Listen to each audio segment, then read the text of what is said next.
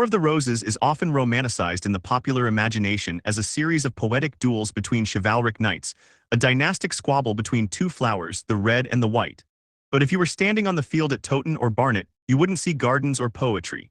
You would see a shimmering, terrifying wall of high-carbon steel stretching from horizon to horizon.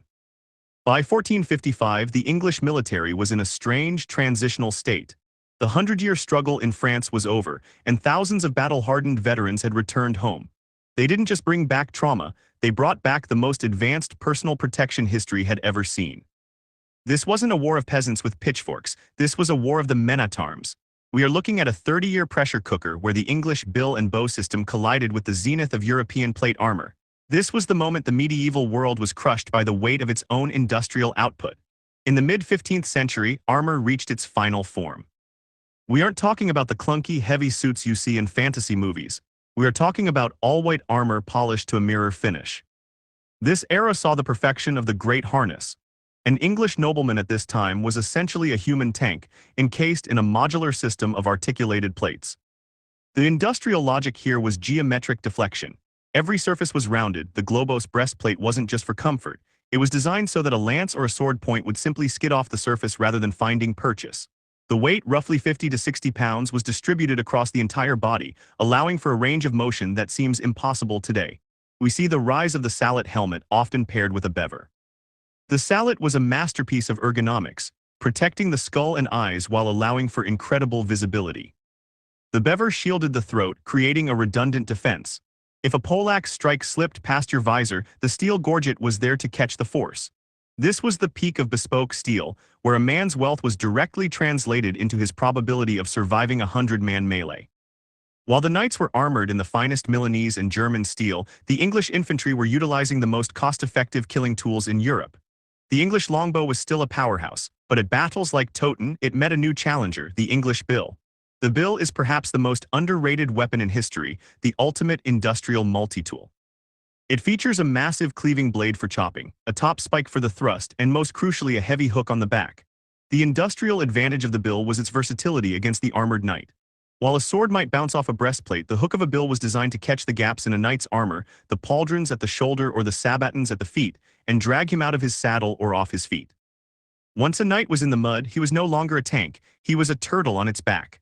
The bill allowed a common foot soldier to leverage the physics of the knight's own weight against him.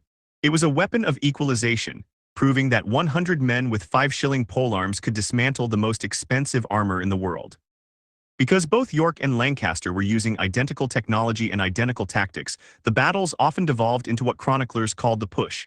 This was the grim reality of 15th-century warfare, two lines of armored men pressing against each other in a space no larger than a tennis court. At the Battle of Towton, fought in a blinding blizzard, the visibility was zero. This wasn't a duel, it was a physical endurance test. In this meat grinder, the logic of finesse vanished. You didn't fence in a War of the Roses melee, you used your poleaxe like a pry bar.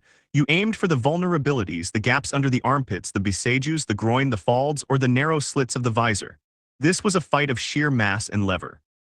You were trying to find a few centimeters of exposed flesh amidst a sea of steel. The winner wasn't the better swordsman, the winner was the army with the better tempered steel and the cardio to keep pushing for 10 hours straight in the snow. It was industrial-scale violence, where the sheer density of the troops meant that if you fell, you weren't killed by the enemy, you were crushed by the feet of your own men. We often forget that the War of the Roses saw the first significant use of handguns on English soil.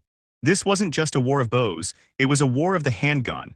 At the Battle of Barnet, Edward IV utilized Burgundian mercenaries armed with early matchlock arquebuses. These weapons were primitive, inaccurate, and prone to exploding in the user's face.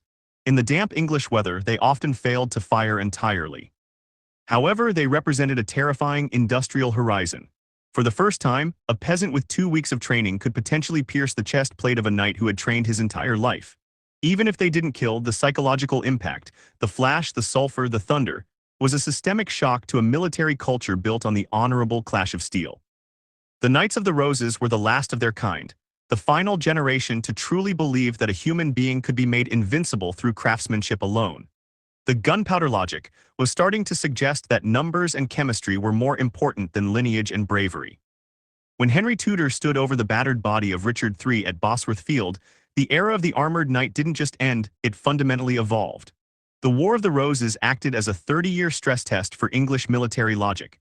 It pushed the bill and bow system to its absolute breaking point before the professional pike blocks and musket volleys of the Renaissance took over. It was a war where the individual hero was finally swallowed by the industrial unit.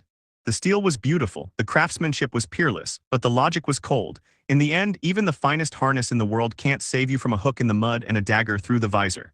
This is the logic of the roses. It is the story of how the medieval world finally ran out of ways to protect itself from its own inventions. The flowers may have been red and white, but the victory belonged to the iron.